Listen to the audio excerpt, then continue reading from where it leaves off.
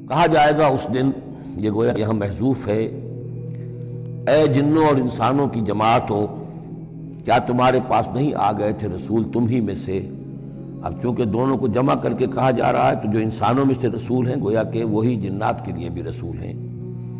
یقصون علیکم آیاتی، جو سناتے تھے تمہیں میری آیات، وینذرونکم لقاء یومکم ھذا، اور تمہیں خبردار کرتے تھے، باخبر کرتے تھے آج کے اس دن کی ملاقات کے بارے میں۔ قالوا شہدنا علی انفسنا، وہ کہیں گے کہ ہم خود گواہ ہیں اپنی جانوں پر، اور علی، ہم اپنی جانوں کے خلاف خود گواہ ہیں، حاضر ہیں۔ وغرتہم الحیات الدنیا، اور انہیں دھوکے میں ڈالے رکھا دنیا کی زندگی نے، وشہدوا علی انفسہم، اور وہ خود گواہی دیں گے اپنے خلاف، انہم کانوا کافرین، کہ وہ یقیناً کفر کی روش پر چلتے رہے۔ قرآن مجید میں یہ جو میدان حشر کے مکالمات ہیں وہ مختلف قسم کے آئے ہیں، اور معلوم ہوتا ہے کہ بہت سے مراحل ہوں گے۔ کسی مرحلے میں کچھ لوگ ہوں گے جو صاف انکار بھی کریں گے، ہم پڑھ چکے ہیں، وہ کہیں گے فَلَمْ تَكُنْ فِتْنَتُهُمْ إِلَّا أَنْ قَالُوا، اس وقت کوئی چال نہیں رہے گی کہ مَا كُنَّا مُشْرِكِينَ، ہم تو مشرک نہیں تھے۔ تو یہ مختلف مواقع ہیں، مختلف گروہ ہیں، مختلف جماعتیں ہیں، اس لیے ان میں یہ نہیں سمجھنا چاہیے کہ کوئی تضاد ہے، بلکہ یہ کہ مختلف مواقع پر مختلف لوگوں کی طرف سے جو بات ہوگی اس کو بیان کیا گیا ہے۔ ذَلِكَ أَن لَّمْ يَكُن رَّبُّكَ مُهْلِكَ الْقُرَىٰ بِظُلْمٍ وَأَهْلُهَا غَافِلُونَ، یہ اس لیے کہ آپ کے رب کی یہ سنت نہیں ہے کہ وہ بستیوں کو برباد کر دے زیادتی اور ظلم کے ساتھ، جبکہ اس کے رہنے والے اہلھا، وہاں کے لوگ بے خبر ہوں۔ اس سے مراد یہ ہے کہ جب بھی رسولوں کو بھیجا گیا اور انہوں نے قوموں کو خبردار کر دیا، انذار اور تذکیر اور تبشیر کا حق ادا کر دیا، پھر اللہ کا عذاب آتا تھا۔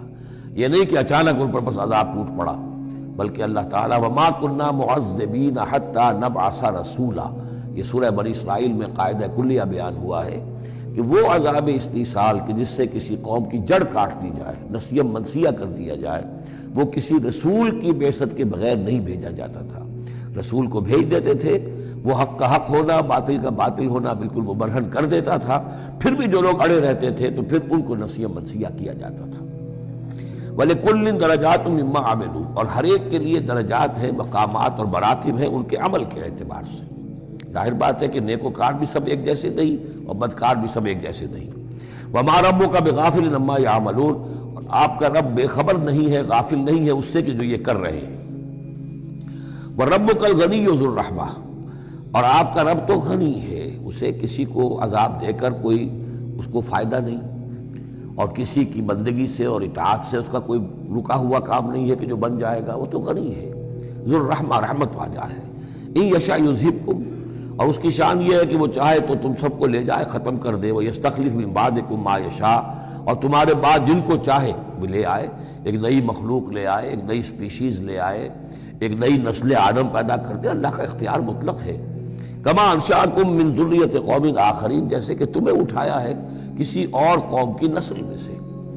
قوم عاد تھی عرب میں بڑی زبردست، لیکن جب اس کو تباہ و برباد کر دیا گیا تو انہی میں سے جو لوگ چند ساتھی اہل ایمان تھے حضرت ہود کے، وہی لوگ وہاں سے ہجرت کر کے چلے گئے، اور ان کے ذریعے سے پھر سمود کی قوم جو ہے وہ انہی کے ذریعے سے وجود میں آئی۔ پھر سمود کو بھی ہلاک کر دیا گیا، تو پھر ان میں سے جو اہل ایمان تھے وہ کہیں چلے گئے ہجرت کر کے، تو ان سے ایک اور قوم وجود میں آ گئی۔ تو فرمایا جیسے تمہیں بھی ہم نے اٹھایا ہے اور قوموں کی نسل میں سے، اسی طریقے سے ہم تمہیں ہٹا کر کسی اور قوم کو لے آئیں گے۔ انما توعدون لآت، جس چیز کا تم سے وعدہ کیا جا رہا ہے یا دھمکی دی جا رہی ہے وہ آ کر رہے گی۔ وما انتم بمعجزین، اور تم عاجز کر دینے والے نہیں ہو۔ اللہ کو عاجز نہیں کر سکتے، اللہ کے یہ وعدے پورے ہو کر رہے ہیں۔